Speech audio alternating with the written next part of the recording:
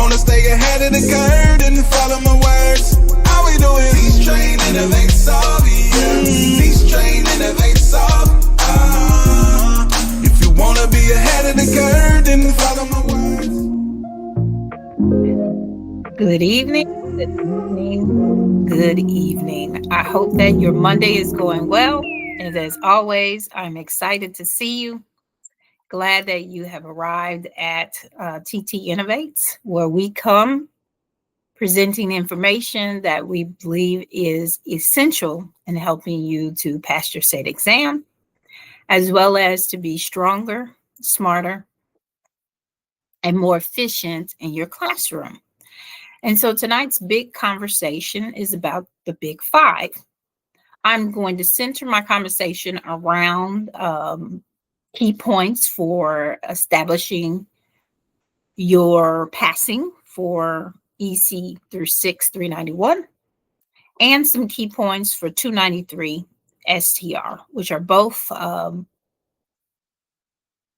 exams that we help to walk you through in order for you to be successfully pass the portion of EC 391 and 293 if you are teaching ELA of any grade level or if you are teaching in the lower grades. So today we're diving in one of the most test-heavy classroom critical areas, the Big Five of reading, as I stated before. These really are foundational literacy skills and instruction. And trust me, if you understand these five, you are halfway past the battle and you will be able to do well on the domain 1 of EC 391 and to pass your STR 293. Of course, I always want to come up with relevant information that goes to helping you to become a great educator. And so with that said, let's jump right into our agenda. Our agenda is the Big Five. We're going to talk about phonemic awareness, phonics, fluency, vocabulary, and comprehension. All of these play integral parts into your child and your students reading well. And there are some key things, differences between them that you need to know in order to be successful on your state exam and also to successfully create lesson plans that work. Here in the state of Texas, it's not new, but it is a setting stone. There was a law that came out that required elementary teachers and anyone doing ELA to be trained in this area and to be ready to help students, particularly because of the many gaps that we're seeing and other reasons as well, which I won't talk about this evening, but I will definitely share in my feedback newsletter. And I'll give you information on how you can join so that you can find out more information about that toward the end of our talk tonight. So, phonemic awareness. The way that I think of it is it's the ear. It is where we are training our kids to be able to hear and manipulate sounds in spoken words. We're not really talking about letters yet. This is really the ear work, and that's why I'm focusing here on this question. Can your students isolate, blend, or segment sounds, Again, can they isolate, blend, or segment sounds? And I wanted to restate that because that's what phonemic awareness is all about. So, which activities develop a student's phonemic awareness? Actually, the correct answer will always focus when you're taking these exams on the sound, not the print. I want you to think like identifying the sounds. They might ask you to identify the first sound in the word map. Or they might ask you to blend the word sat. Okay, these are all examples of phonemic awareness. So a teacher might say in their small group, I'm going to say the sounds in a word. Tell me what the word is. What's the word? Students should respond, fish. So why is phonemic awareness? that particular activity, very short example I just gave you, focuses on entirely on the sound and not the letters. I didn't ask them about the letters. I didn't talk about that. Students are asked to blend individual phonemes, which is one of the most advanced phonemic awareness skills that they will learn. So again, no print, no decoding, just listening, identifying, and blending sounds. So again, a quick reminder that I want you to remember. If it involves print, it's phonics, not phonemic awareness. And that leads me to our second one, which tonight is the eyes of phonics. The eyes, I say, and that is phonics. So now I am connecting, not bridging, because I'm going to use that term a little later. I am connecting the sounds to letters. It's where decoding begins. When students know that the letter M, says the sound. And we could go on to unlock other kinds of sounds like TH saying the sound. They really begin to unlock print. So when you are preparing for your test, I want you to watch terms like graphemes, decoding, or sound symbol relationships. These are critical terminologies in which will help you to understand how that's done. Now, I'm only talking to you tonight about information regarding the Big Five, very simplistic. This system itself is grand. There's lots of information that you have to know and understand in order to help a child to read. One of the practices of connection that I want to share with you is using things like word ladders, where you take certain sounds together and then they can build up to a word. Decoding nonsense words, that's another great example in helping them to be able to make sense of the words and the sounds together, and then yourself modeling those sounds out. Using think alouds, using your morning minutes or your time together on the carpet as ways for you to express and share with them think alouds. And these activities are usually print. They're not just sounds, but they're print along with sounds. So students are learning the sound and syllable relationships between the letters. For a case in point, the letter S and the letter H, and what sound it makes. Shh. The focus is on decoding, connecting letters, sounds, and making whole words. That's what we are doing when we're talking about the I, which I mention as being phonics. And then we go a little bit further. And I will say this, each one of these is, to me, a level step up. Okay, it's sharing with you scaffolding. We're moving up each time that we talk about the Big Five, and each one is important to the next. So skipping off onto something else without getting a firm foundation on the first part is going to be a problem. So here we are into the fluency, and fluency is the bridge. The three statements and words that you need to get great command about is accuracy, rate, and expression. So when I say they connect things, fluency connects word recognition, and it connects it to comprehension, what I'll talk about later. But it's not just the speed of the rate in which they are able to read. Often when I'm training students to read and I'm talking with them, I say to them, I want to help you to learn how to read just like you talk, just as fast as you talk, and still be able to understand what you read. So accuracy, they can read the words correctly. It includes correct decoding of unfamiliar words, automatic recognition of high frequency words, which we start and early childhood all the way up to, I would say, probably first grade, where they're getting commands of words that they're going to see all the time. Well, the frequencies of those words are in all of our writing, and they shouldn't have to waste very much time in decoding those. Self-correcting when something doesn't sound right. You take a moment. Does that sound right within this story or within this sentence? No, and I need to go back and fix it. Using phonics knowledge to solve tricky words. Words, we have lots of tricky words in the American language. And there are just some things that we can show our kids in order to do.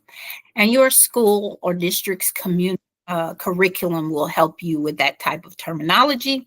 So I don't want you to be too afraid of that, but I do want you to understand that that is something that occurs. And then rate. How smoothly and quickly can you read the connected text? Sometimes you'll get it where students are just reading as fast as they can. They don't understand a thing that they read. So rate is not about, in my opinion, it's not always about how fast you're reading, but it's about reading at a pace that supports your comprehension. So that means finding the right level for your students and helping them to progress in their reading. So when I get to a healthy rate, is what I call it, it lets your brain process meaning. It helps you to follow the text structure. And it helps you to hold ideas from sentence to sentence. So sometimes students fall behind. They're supposed to be reading at a certain rate by a certain point in their reading, in their educational time. It's not that we don't want to expose them to certain levels that they traditionally at this age or whatever it should be on, okay? And traditionally at this grade level, they should be at this particular rate of reading, this level of reading, okay? It's not that we want to, that we don't want to help them to grow, because if you're not doing certain things, their comprehension is going to break down. So too slow, my comprehension breaks down. I'm using a lot of energy to decode. It becomes frustrational, okay? Too fast, student is suffering because the reader is rushing through, and by the end of the time they get there and they don't know what they read. You start to ask them questions, and the entire conversation session, lesson plan, whatever, which way you want to say it, it starts to break down. It's very clear when you're dealing with students regarding rate. And then we go on to expression. And all three of these come together to talk about a fluent reader. There's so much to say about each one of these, but I tried to be as strict as I could to make sure that I would just simply give you the terminology, and then give you some TExES tips that will help you to pass your exam. But of course, I'll get to the end and invite you to an opportunity where we can talk about a whole lot more, as much as you desire. But expression. Does the reading sound like talking? Okay. Expression or prosody is the part that brings reading to life. Proper intonation, proper phrasing, attention to punctuation, appropriate emotion and tone as they're reading, and pausing in the right places. All of these are the ways in which expression shows students is not just about decoding. They are understanding what they read. So my TExES tip here is that if you have questions that mention prosody, phrasing, or automaticity, you're in the fluency zone. Some of the practices that could be used in order to help students to gain effective fluency is repeated reading. I used to love readers theater. It was great to watch the students after you trained them how to do it in certain aspects of your reading block. You start to see that who has gained the ability to express themselves. And also you modeling fluent expression. All right. So those are some things to remember when it comes to fluency and understanding how students began to gain and start to connect those pieces of phonemic awareness, phonics, and putting those things together to make it make sense for them. And in making it make sense, we cannot have this conversation without the fourth of the big five that I will say, and that is without word knowledge, comprehension severely breaks down. So there are all kinds of ways that you can impart vocabulary with your students. There's pre-teaching the words so that students are prepared and ready for them when they get to the stories that you're going to present or talk about. But really, without word knowledge, your comprehension, as I said before, it's going to break down. So vocabulary can be done two ways, developed in two ways. And one way is directly, explicitly teaching it, as I said before, and then independently through rich conversation and reading.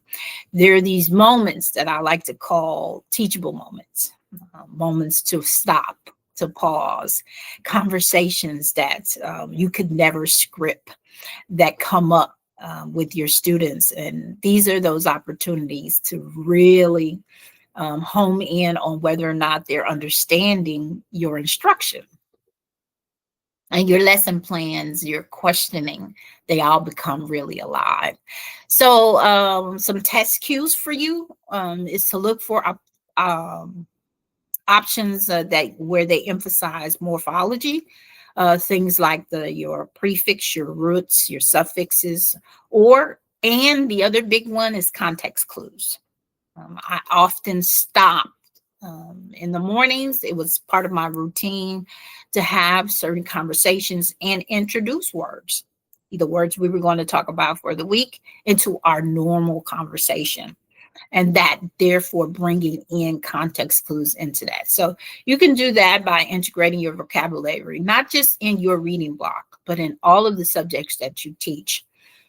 So I don't have to be just a reading teacher to do this.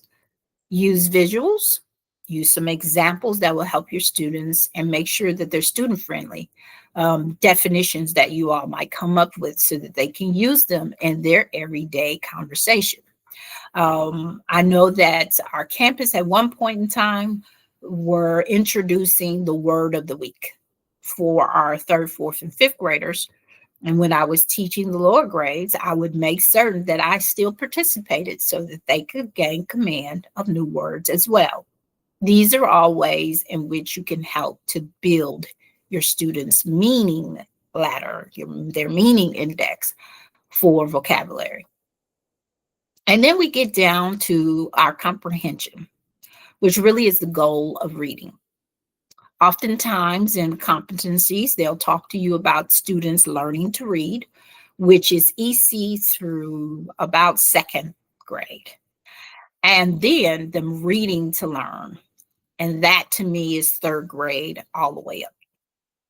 There are different ways in which to talk about comprehension and teach comprehension. And I'll recorrect something because I think that they generally say learning to read is kindergarten through third grade. And then for test purposes, they typically mention reading to learn from 4 through 6. And I rephrased that from my personal opinion to what I know is in the competencies for both EC391, as well as if you are attempting to pass your STR exam. So this is where everything that I've talked to you about before comes together, comprehension. Any questions that they might talk to you that focus on predicting, summarizing, which is one of the harder skills for students to understand, and inferencing. Okay, inferring of any kind. These are cues to let you know that you're in the comprehension phase.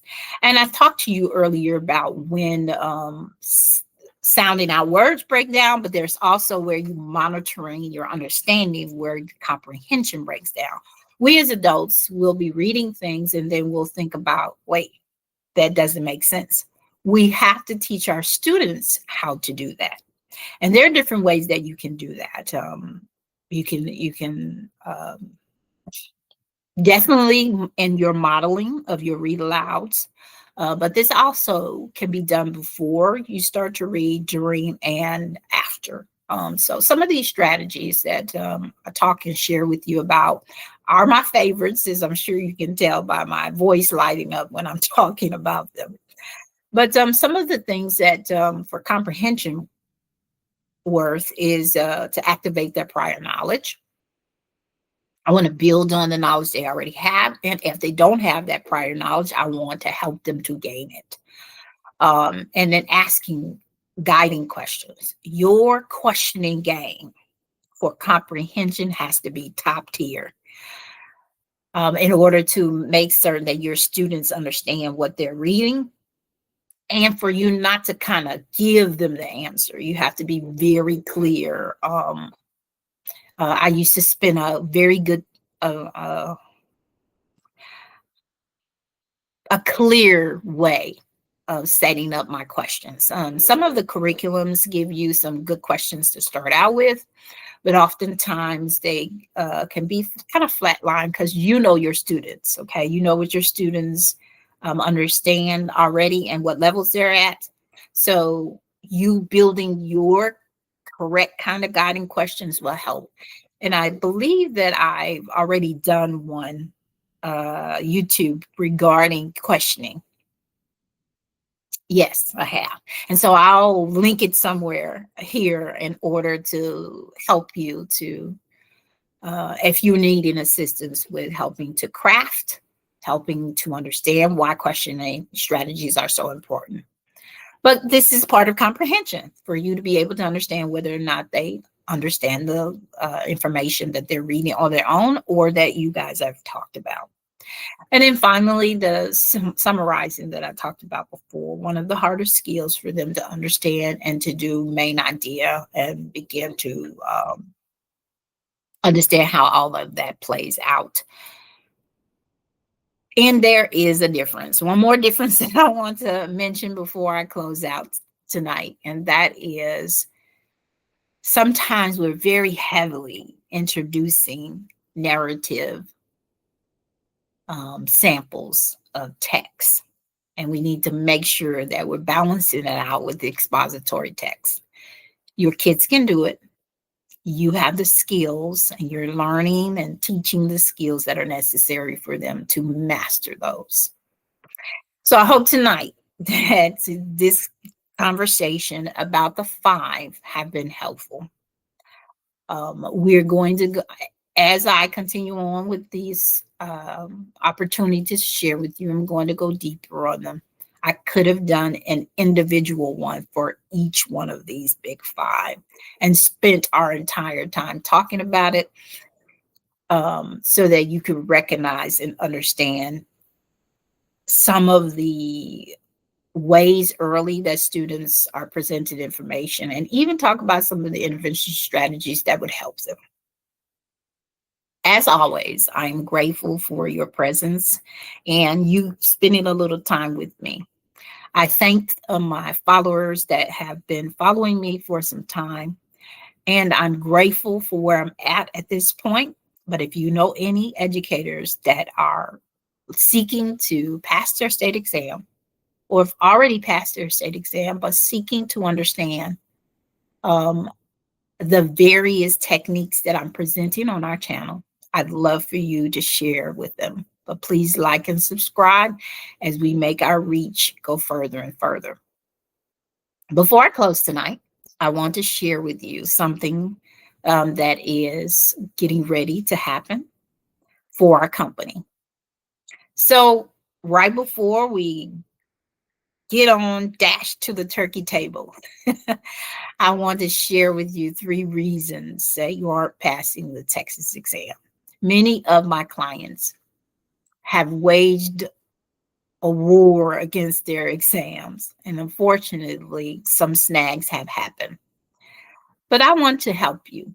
I want to help you get back in the game. and I want you to help you to focus on your goal. Oftentimes, school takes over and takes a lot of demands, puts a lot of demands on us.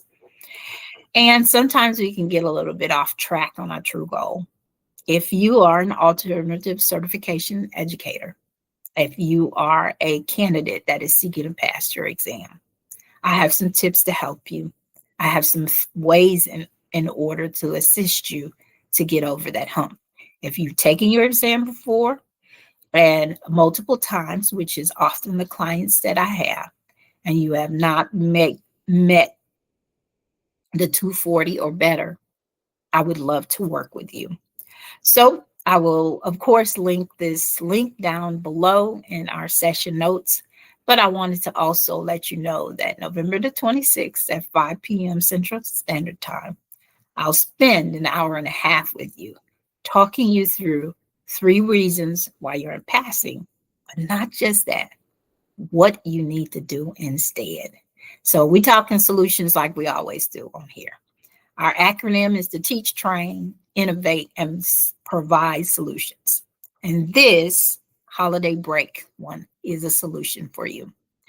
As always, thank you so much for joining us and watching us. You can definitely visit our website at ttinnovate.com.